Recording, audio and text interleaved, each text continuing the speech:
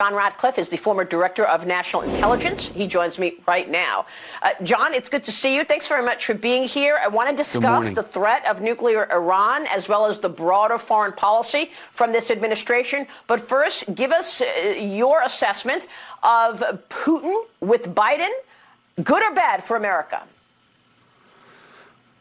Well, Vladimir Putin got exactly what he wanted. You have to remember, Maria, he had a pretty good year. I could make an argument that the first 5 months of the Biden administration have been the best of Vladimir Putin's political life.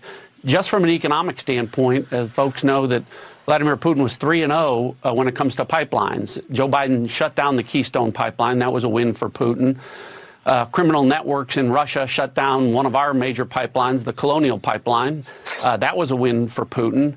And, of course, Joe Biden responded by giving Vladimir Putin the one thing that he wanted most, which was the Nord Stream 2 pipeline, the ability to finish that and by doing so, to control the flow of energy into Western Europe.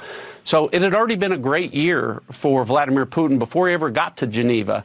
But then Joe Biden gave him a political win. He invited a Russian dictator who governs a country with an economy, a small, dwindling economy the size of the state of Texas, to sit down with him. And as a result of that, Vladimir Putin was on the world stage with equal billing with the leader of the free world, and he made no concessions. He made no concessions about cyber attacks. He made no concessions about political dissidents. He made no concessions about Russian interference in Ukraine or Belarus. And that's a political win for Vladimir Putin back home that he could not possibly have dreamed about. So it was a great day for Vladimir Putin as a result of the summit, and the United States literally got nothing out of it. So you're an intelligence guy. You are the former director of national intelligence. Vladimir Putin is also intelligent. He's a former KGB spy. From an intelligence standpoint, how do you view that meeting? What was Putin looking to learn? Well, you talk about things that Vladimir Putin gained. We talk about an economic win. We talk about a political win. He also got a strategic win. Vladimir Putin got something the American people haven't gotten. He's had 4 hours with Joe Biden and an ability to conduct really a physical and mental assessment, evaluation, and differential diagnosis. And why that's important, Maria, as intelligence professionals, when it comes to foreign leaders, whether it's videos or pictures, I mean, we look at every tick, every tremor, every bobble. Is his hand shaking? Is that a spot on his neck? Did he just slur his words? Because that's important. You want to know the abilities or capabilities or limitations of foreign leaders. And in this case, Vladimir Putin, as you said, a former KGB spy, a seasoned intelligence officer, had 4 hours directly with Joe Biden.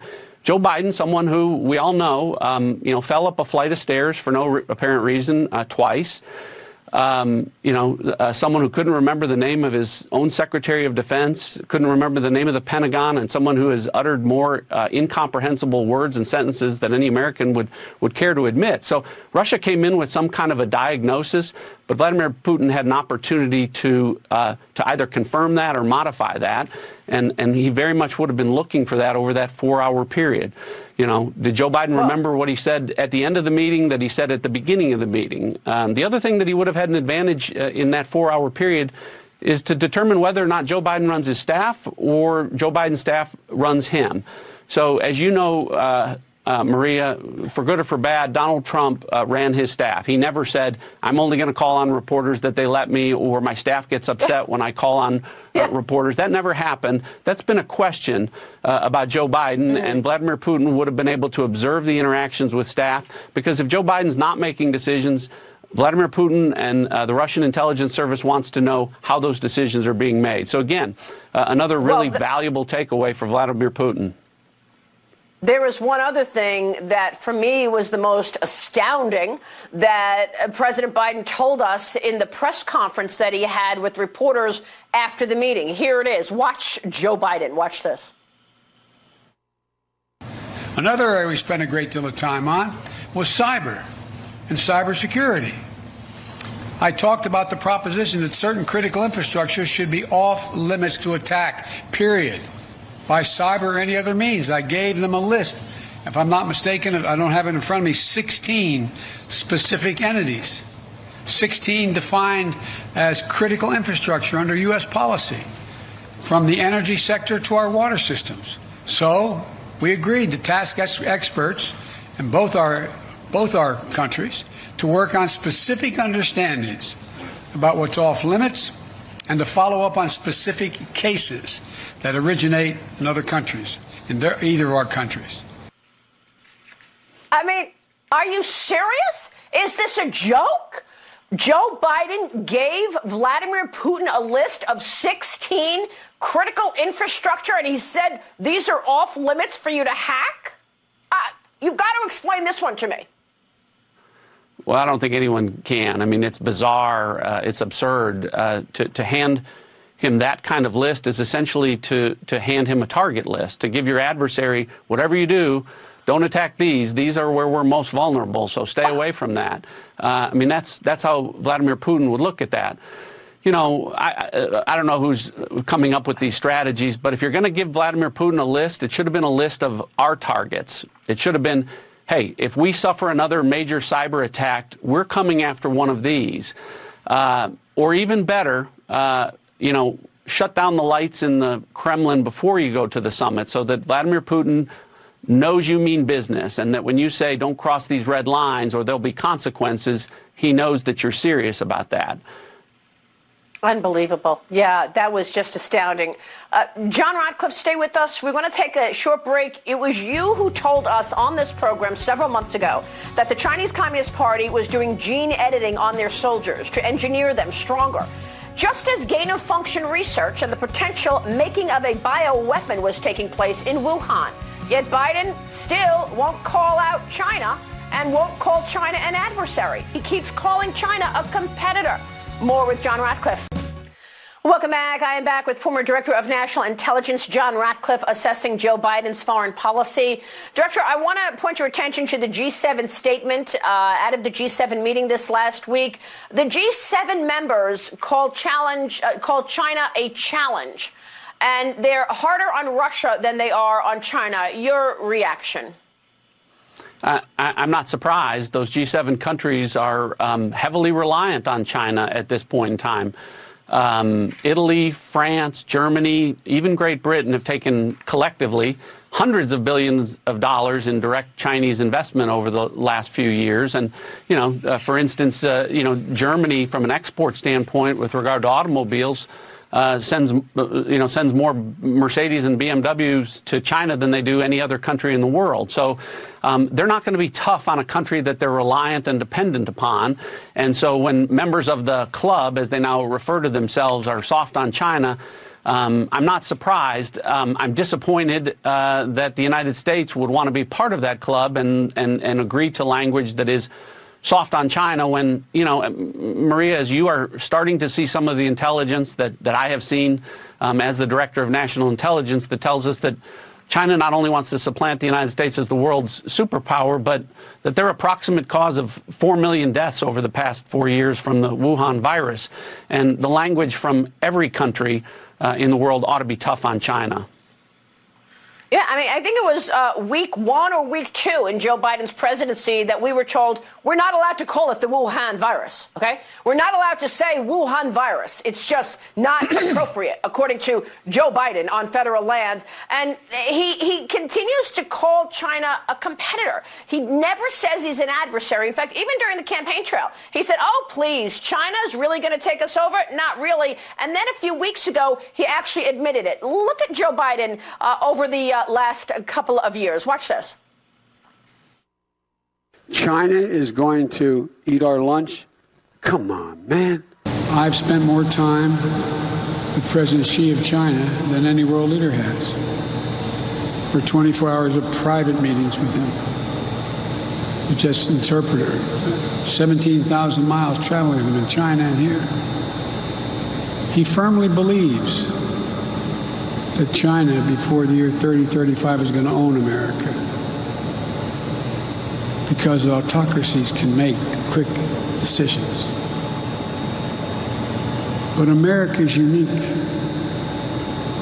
Of all nations in the world, we're the only nation organized based on an idea. What is the point of telling us that China thinks it's going to acquire us in 15 years and doing nothing about it?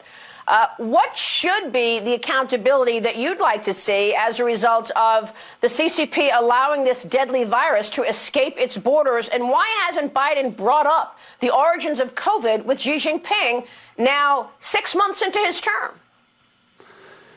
Yeah, as you know, Maria, after the election, I wrote an op-ed calling China our #1 national security threat and talked about, as the person who's seen more intelligence than anyone in the country for the past year, just how clear it is that they are not just an adversary, but someone that wants to supplant us as the world superpower.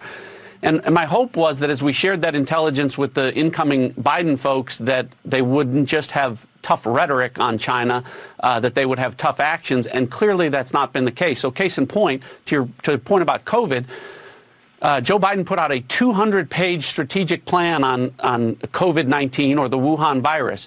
There is 0 words, not a single word in there about the origins of COVID-19 or the Wuhan virus. And, you know, from Joe Biden to Anthony Blinken to CIA Director Bill Burns, maybe it's because they've all had interactions with China, business dealings with China, or their family has.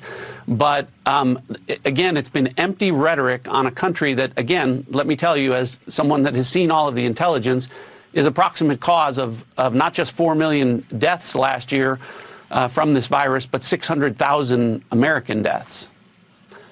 And you'd like to see the debt go away as a result. We're going to come back, we'll take a short break, come back and talk about how much money the Biden family has been paid by China. And then we will get into Joe Biden's Middle East policy and whether or not it will lead to a nuclear Iran. Stay with us. We are back with former Director of National Intelligence, John Ratcliffe. And John, we were talking about the dangerous nature of communist China and why Joe Biden has been so soft on China. I wonder if it has anything to do with the conflict of interest that are obvious. All the money that Hunter Biden, his son, has taken. We have a graphic here to show some of the deals that we know about. He was paid $5 million from the Chinese oil company CEFC. Of course, he created a $1 billion investment fund with the state-owned Bank of China. We also have the Russia deals, receiving the $3.5 million check from the wife of the former mayor of Moscow. And, of course, the elephant in the room is that email that we all know about when he was putting together this Chinese company. The email said 10% held by H for the big guy. The big guy we are assuming is Joe Biden. Do you believe that this president is soft on China because he's afraid of what they have on him and because of all of the entanglements his family has in communist China where they were paid?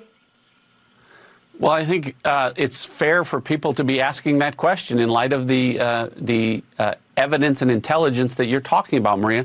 As you know, it was on this program while I was the Director of National Intelligence when Hunter Biden's laptop, first surfaced, where I said, no, it's not Russian disinformation, as Adam Schiff says.